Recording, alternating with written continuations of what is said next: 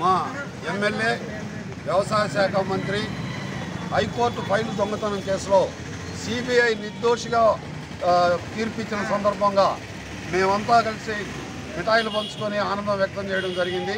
దీంట్లో షేక్ హయత్, ఖాజా రసూల్ అనే వాళ్ళ దోషులుగా తీర్పు చెప్తూ సిబిఐ ఈరోజు ఈ కేసుని ముగించింది.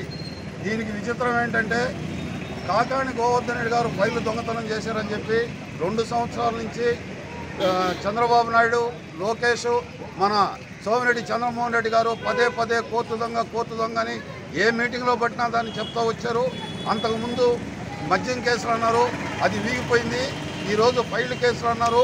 403 పేజీల ఛార్జ్ షీటు 88 మంది సాక్షులను విచారించి ఈరోజు కాకాణి గోవర్ధన్ రెడ్డి గారికి ఎటువంటి సంబంధం లేదని ఈరోజు ఛార్జ్ షీట్ ఇవ్వడం హర్షణీయం.